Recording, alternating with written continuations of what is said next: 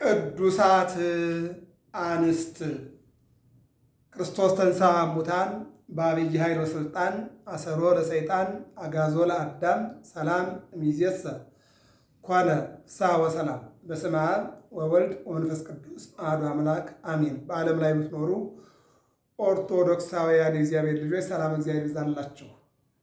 እንግዲህ ከዕለተ እሑድ እስከ ቀዳሚት ድረስ መጠናል። ዕለተ እሑድ ትንሣኤ፣ እዚያ ሰኞ፣ ማክሰኞ፣ ረቡዕ፣ ሐሙስ፣ ዓርብ ብለን ዛሬ ላይ እንግዲህ ሰባተኛው ቀን ቀዳሚት ላይ ደርሰናል። ነገ እሑድ ስምንተኛው ቀን ዳግም ትንሣኤ ተብሏል። ይህ ስምንተኛው ቀን ማክሰኞ ያየነው የቶማስ ታሪክና ሌሎችም ናቸው። በሰዓቱና በጊዜው እንመለከተዋለን።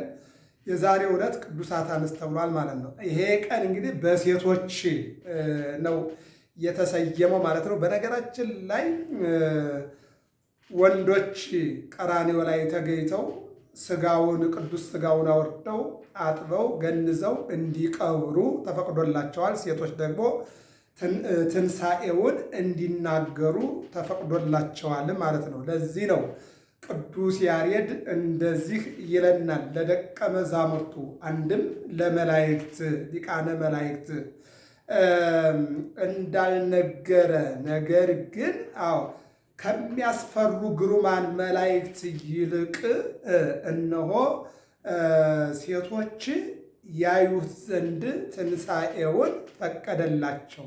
ምን አይነት ሴቶች ትልኙ እንደሆነ ሃይማኖታቸውን ያጸኑ፣ በሃይማኖታቸው የበረቱ ሴቶች እነዚህ እነሆ ጌታን አይተው እንዲሁም ወደ ገሊላ እንደሚቀድማቸውና ሆራ ንግር ለአርዳኢ ከመ ተንሣእኩ እምነ ሙታን፣ ሂዱና ለደቀ መዛሙርት የተናገሩ ተብለው የክርስቶስን ትንሣኤ እነሆ ፈጥነው እንዲያዩ የተፈቀደላቸው ሴቶች ናቸው። እንግዲህ ሴቶችን ስናያቸው በመጀመሪያው ላይ ባለፈው ረቡዕ ያየናት ሴት እንባዋ፣ እንዲሁም ደግሞ ሽቶዋ፣ እንዲሁም ደግሞ መዓዛ፣ እንዲሁም ደግሞ የንስሐ ጊዜዋን አይተናል። በሌላ መልኩ ደግሞ ማርያም ናትችም የሽቷ ማርያም ትባላለች። ሌላው የቀሎጳ ሚስት ማርያም፣ ሌላው ደግሞ የአልዓዛር እናት ማርያም።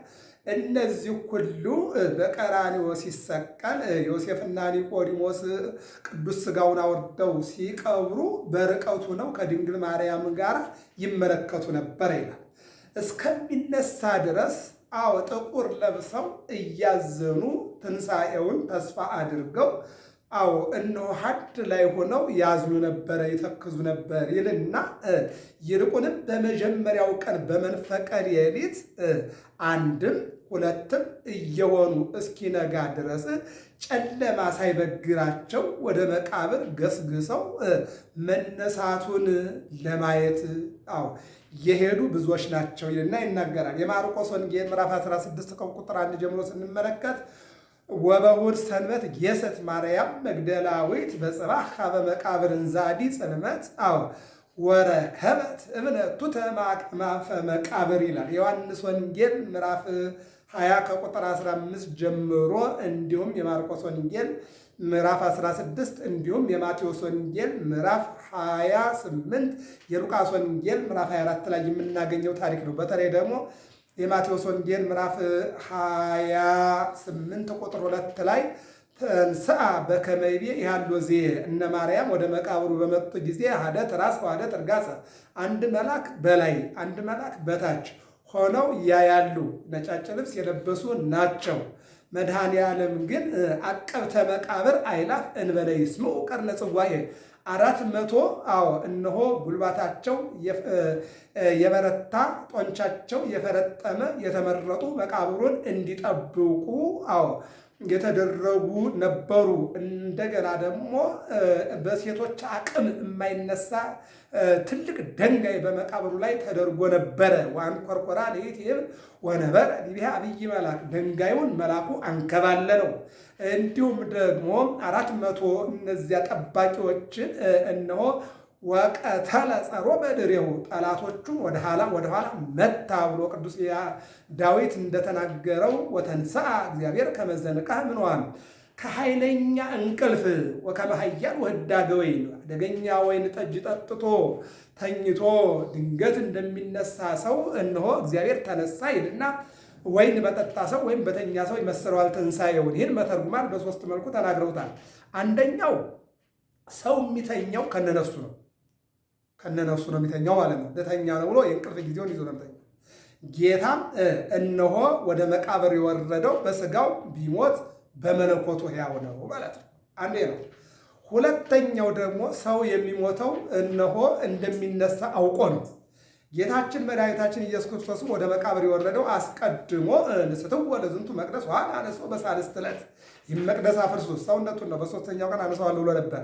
በማቴዎስ ወንጌል ምዕራፍ 12 ላይ ዮናስ በከርሰ አንበሪ 3 ቀንና 3 ሌሊት ቆይቶ እንደወጣ የሰው ልጅም እንደዚሁ ከማሁ ይነብር ወልደ እጓለ እመሕያው 3 መዋዕለ ወ3 ለያልየ፣ ሌሊትና ቀን 3 ቀን 3 ሌሊት ቆይቶ ይነሳል ብሎ እንደተናገረ ተነሳ የሚለው ነው። ሌላው ሰው ተኝቶ የሚቆየው ትንሽ ሰዓት ነው፣ ሰፊ ሰዓት አይደለም። መድኃኔዓለምም በመቃብር የቆየው 3 ቀን ነው ማለት ነው። ስለዚህ ነው ወተንሥአ እግዚአብሔር ከመ ዘንቃዕ እምንዋም ወከመ ኃያል ወዳገወይን ወቀተለ ጸርዖ በድሬሁ የሚለው ይህን ነው። ጠላቶቹን ወደኋላ መታ ማለት ምንድን ነው? ሲነሳ በአብይ ኃይል ወስልጣን፣ በራሱ ኃይልና ስልጣን ሲነሳ እነዚያ ሁሉ 400 ጎረምሶች ወደኋላ ወድቀዋል። በነገራችን ላይ የክርስቶስ ትንሣኤ እንዲሸፈን ሰዎች ብር መዝነዋል። በጣም ብዙ ብር ዛሬ በውጭ ዓለም በምዕራባውያን አንድ ጊዜ ውሃ እናወጣለን፣ አንድ ጊዜ ሆስፒታል እንከፍታለን፣ አንድ ጊዜ ትምህርት ቤት እንሰራለን። በተለያየ መልኩ ቤተክርስቲያንን ለማዳከም ስንዴ እንሰጣለን፣ ልብስ እንሰጣለን እያሉ የቤተክርስቲያንን ልልና ለመሸፈን እንደሚጥሩ ሁሉ በዚያን ጊዜም የክርስቶስን ትንሣኤ ለመሸፈን ብዙ ተብሎ ነበር። እንደውም በትርጓሜው ምን ይላል? 5 ምስክሮች ቀረቡ ይላል። በ5 ዳኞች 5 ምስክሮች ቀረቡ ይልና 5ቱ በአንድ ግሩፕ ያሉት ተጠሩና እንዴት ተነሳ? እስኪ ተነስቶ ነው ተሰርቆ ነው ተብለው ሲጠየቁ ምን ይላል? 12ቱ ሐዋርያት መጥተው ድንጋዩን ገልብጠው ወሰዱት ብለዋል። አንደኛው ግሩፕ ነው። ሁለተኛው ክፍል ተጠራ። ሁለተኛው ደግሞ ምን አለ? ዮሴፍና ኒቆዲሞስ ገንዘው በቀበሩበት ባወቁበት ቦታ ሌሊት መጥተው ከመቃብር አውጥተው ወሰዱት ይላል። ሁለተኛው ግሩፕ ማለት ነው። ሶስተኛው ደግሞ 36ቱ ቅዱሳት አንስት በሩቅ ሆነው ሲቀበር ያዩ ነበርና ባዩበት መጥተው ወንዶችን ይጠረጥራሉ፣ እኛ ግን አይጠረጥሩንም ብለው መጥተው አወጥተው ወሰዱት ይላል። ሶስተኛው ግሩፕ ይህንን ያለ። አራተኛው ግሩፕ ምን ይላል ደግሞ? 120 ቤተሰብ አለ። አንድ ላይ ሆነው በእጅግ የመጡና ከመቃብሩ አውጥተው ወሰዱት። ስንት ነው? 120 ቤተሰብ። ማንና ማን? 12 ሐዋርያት፣ 36 ቅዱሳት አንስት፣ 70 አርድእት፣ 120 ቤተሰብ መጡና እነሆ ይዘውት ሄዱ ይላል። መጨረሻ ስንት ቀረ? አንድ ሰው ቀረ። አንዱ ግን መጣና ሲጠየቅ ምን አለ? በነገራችን ላይ ጌታ እንዲሰቀል ያደረጉት ክሶች 4 ናቸው። አንዱ ሰንበትን ሽሯል ነው። ሁለተኛው ኦሪትን አቃሏል ነው። ሶስተኛው የቄሳርን ግብር ከልክሏል ነው። አራተኛው ግን ራሱን አምላክ አድርጓል ነው። ከአራቱ አንዱ እውነት ነው፣ 3ቱ ግን ውሸት ነው ማለት ነው። ክሱ ብዙ ነው። ክሱ ግን ኖርማሊ ሆኖ የተቀመጡት እነዚህ 4 ናቸው እና ከአራቱ አንዱ እውነት ነው። ራሱን እግዚአብሔር አድርጓል፣ እግዚአብሔር ልጅ አድርጓል የሚለው እውነት ነው። ሌላው ግን ያሰት ነው ማለት ነው። እዚህ ጋር ደግሞ ከ5ቱ ምስክሮች 4ቱ ውሸት ነው፣ አንዱ ግን እውነት ሆኖ ሊመጣ ነው። ምን አለ? የ5ኛው እነሆ እኔ አለ ተኝቼ ነበር አላየሁኝም አለ። እውነቱን ነው፣ ወርቆ ነበር ወደኋላ። ስለዚህ ይህንን ነው ትንሣኤውን በዚህ አይነት መልኩ አደረገና ሲነሳ እነ ማርያም ሲሄዱ መላእክቱ ከታችና ከላይ አሉ፣ ደነገጡ። ቅዱስ ሚካኤል እንዲህ አለ፣ አንተ ደሰ ይትፍራ ወይትደንግጻ፣ እናንተ ግን አትፍሩ አትደንግጡ። የተሰቀለውን የተቀበረውን በሦስተኛው ቀን የተነሳውን ክርስቶስን እንደምትፈልጉ እናውቃለን። ስለዚህ እንደተናገረ ተነስቷል አለ። በዚህ የለም። አዎ እንደውም በሉቃስ ወንጌል ምዕራፍ 24 ላይ ምን ይላል? ሕያውን ከሙታን መካከል ለምን ፈለጋችሁ ይላል። እንደተናገረ ተነስቷል ይላል። አዎ እንደገና ደግሞ እነሆ ከመቃብር ጋር በመቃብር ቦታ ከተቀበሩ ጋር ልትቆጥሩ መጣችኋል ወይ? ተነስቷል። እንደገና ደግሞ እዚህ ማርያም ላይ ስንመለስ መልአኩ ምን አለ? አላምን ብትል ማርያም መግደላዊት ድንጋዩን ገለበጠና እና የተመልከች አለ። ባዶን ቀርቷል። አሁንም አላመነችም። ወደ አትክልት ቦታ ዘወር አለችና ቆመች። በዚህን ጊዜ ነው ማርያም አለና መድኃኔዓለም ጠራት። ሁላችንን በፍቅሩ ይጥራል መድኃኔዓለም። በዚህን ጊዜ ስታየው እሱ ነው። ሩጣ ሄዳ ልትነካው ስትል አትንኪኝ አላት። ሀበ አምላኬ ወአምላክክሙ፣ አዎ ወደ አምላኬ ወደ አምላካችሁ፣ ወደ ጌታዬ ወደ ጌታችሁ፣ ወደ አባቴ ወደ አባታችሁ አዎ እስከማድረግ ድረስ እንዳነችኝ አለ። ይልቁን ቁርአን ግራ ላይ እንደተነሳሁኝ እስኪ ድጓው ላይ የዛሬውን ድጓ እንመልከተው። የቀዳሚት ድጓ ምን ይላል? አቅዲሙ ነገረ በዳሃሪ መዋዕል ከመ ይትነሣ ክርስቶስ አንስት አንከራ ወነገራ ከመ ተንሥአ እግዚእነ እምነ ሙታን። አያችሁ ሄዱና መቃብሩን ለማየት ወደ መቃብሩ በደረሱ ጊዜ መላእክትን አገኙ። ሲሄዱ ችግራቸው የነበረ በመቃብሩ ላይ ያለው ድንጋይ ነበረ። ድንጋዩን ማን ያንከባልልልናል? ማን ያነሳዋል? በእኛ ጉልበት በእኛ አቅም የሚለካ አይደለም እያሉ ተቸግረው መቃብሩ ላይ ደረሱ። መቃብሩ ላይ ሲደርሱ መልአኩ አንከባለለላቸውና ባዶ መሆኑን ሲያዩ አደነቁ። ትንሣኤው ነገራ። እንደገና ደግሞ ጌታ ማርያም መግደላዊት፣ በነገራችን ላይ በዚህ በትርጓሜ ቤት አራት ምስክሮች ይቀርባሉ። የመጀመሪያዋ በታምረ ኢየሱስና በግብረ ሕማማት እመቤታችንና ቀድማ ያየችው። ይሄ ላመነ ነው። እምነት ይጠይቃል። ምክንያቱም ሁሉም ሕዝብ ታምረ ኢየሱስና ግብረ ሕማማትን ስለማይቀበል እምነትን ይጠይቃል። ለምን? የወለደች እናት ሲሰቀልም ሲገረፍም ሲቀበርም 9 ወር ከ5 ቀን በማህፀኗ 33 ዓመትም አብራ ተንከራታ በመቃብር ሲቀበር ያየችውን እናት ሲነሳ ቀርቦ የሚያያት ተብሎ አይታመንም። ስለዚህ ይህን ዋቢ አድርጎ ታምረ ኢየሱስና ግብረ ሕማማት የመጀመሪያ ቁጥር እመቤታችን ቀድማ አይታለች። ከእመቤታችን ቀጥላ ማርያም መግደላዊት ናት። ከማርያም መግደላዊት ደግሞ በዶሮ ለጴጥሮስ ዝኩ ካልእ ረድ ዘያፈቅሮ ኢየሱስ ይላል። ዮሐንስና ጴጥሮስ ተቀዳድመው ገብተዋል። አሁን ቀድሞ የደረሰው ዮሐንስ ነው ተብሎ ነበረ። በትርጓሜው ግን ምን ተባለ? ጴጥሮስ ትልቅ ስለሆነ ቦታው ለማን ተሰጠ? ለጴጥሮስ ተሰጥቷል። ዝኩ ካልእ ረድ የሚለው ግን ከማርያም መግደላዊት ቀጥሎ የደረሰ እኩል ለእኩል ናቸውና በዓለሙ ሩጫ ላይ አንድ ጫማ አንድ ሯጭ ከቀደመ ያ ከኋላ መጥቶ የቀደመ ነው የሚቆጠርለ ማለት ነው።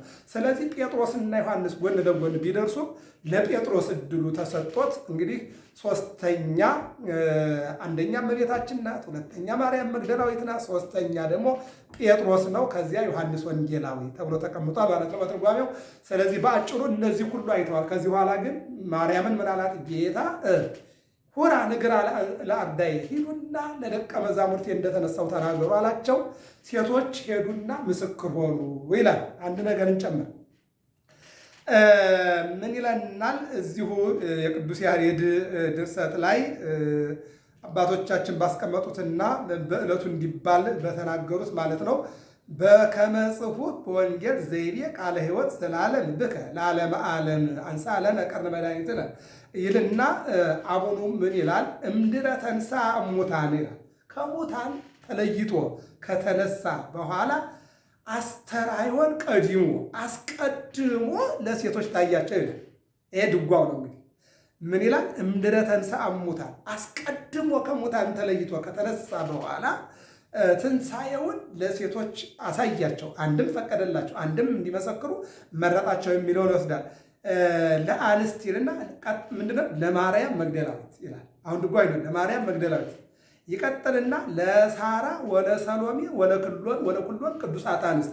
ማርያም መግደላዊት ባየችው ሌሎች ሴቶችም እሷ ጀርባ ስላሉ ሁሉም አይተውታል ነገሩ። ግን እዚያ የማቴዎስ ወንጌል ምዕራፍ 28 ቁጥር 2 ላይ ማነው የዮሐንስ ወንጌል ምዕራፍ 20 ቁጥር 15 ላይ ደግሞ ምን ይላል?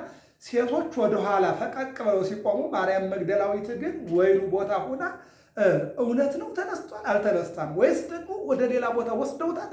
እሷም ተናግራለች እኮ ወኢየአምር ኀበ ወሰድዎ፣ አዎ ወዴት እንደወሰዱት አላውቅም፣ አይተህ ከሆነ ንገረኝ ብላለች ማርያም መግደላዊት ማለት ነው። ስለዚህ ማርያም መግደላዊት ስታዩ እነዚያኞቹ ሴቶች ደግሞ ራቅ ብለው ይመለከቱ ነበር። ጌታን ሳይሆን ማርያም መግደላዊትን ያዩ ነበር። ማርያም መግደላዊትን ከማን ጋር እንደምትነጋገር ከማን ጋር እየተነጋገረች እንደሆነች ራቅ ብለው ይመለከቱ ነበርና ማርያም መግደላዊት ጌታን እያየች፣ እነሱ ደግሞ ማርያም መግደላዊትን ስላዩት ማርያም መግደላዊት ባየችበት አይን ጌታን አይተዋለች ይላሉ ሊቃውንት። ጌታን አይተዋል እነዚያኞቹ። ለምን? አይናቸው የነበረ ማርያም መግደላዊት ላይ ስለነበረ፣ ማርያም መግደላዊት ደግሞ አይኗ የነበረ መድኃኔዓለም ላይ ስለነበረ ክርክር ነበረ። አይተው ከሆነ ንገረኝ እያለች፣ በኋላ ግን እኔ ነኝ አላት።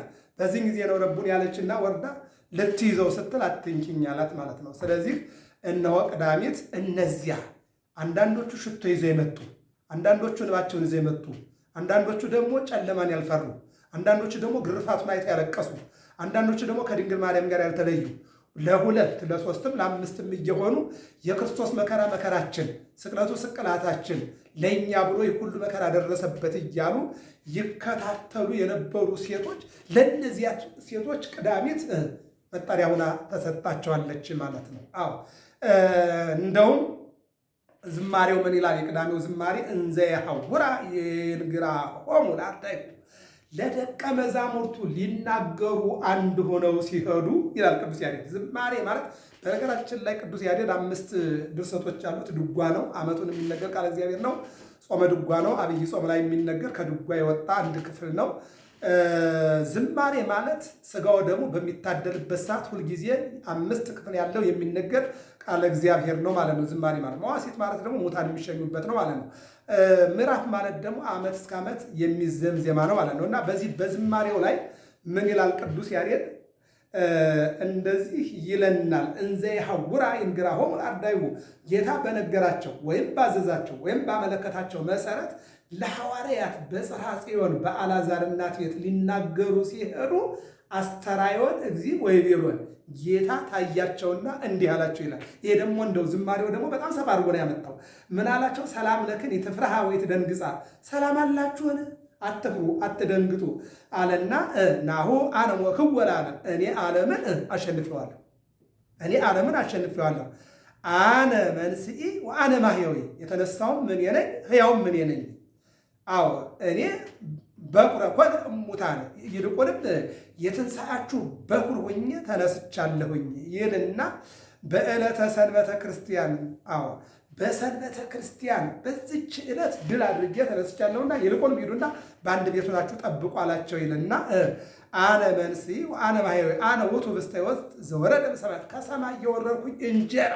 ዮሐንስ ወንጌል ምዕራፍ 6 ለዚያ ለመናፍቃን የነገራቸው ነው። እነዚህ ጸሐፍት ፈሪሳውያን ሰዱቃውያን የሚባሉ አይሁድ፣ ገባይት አይሁድ የሚባሉ ለእነሱ የነገራቸው ነው። እና ከሰማይ የወረድኩ እንጀራ እኔ ነኝ፣ ሲሳዮሙ ለነዳያን፣ የነዳያን ምግባቸው ዘበላ እምኔሁ በርቱዕ ሃይማኖት ኢይጥዕሞ ለሞት። ይህንን ሥጋ የበላ ይህንን ደም፣ አንድም ሥጋዬን የበላ ደሜን የጠጣ እነሆ የክፉ ሞትን አይሞትም፣ ቢሞትም ሕያው ነው ይላል። ገብረ መስቀል ሚዲያ ነው። ሰብስክራይብ፣ ላይክ፣ ሸር አድርጉ። ሰላም እግዚአብሔር ከሁላችን ጋር ይሁን።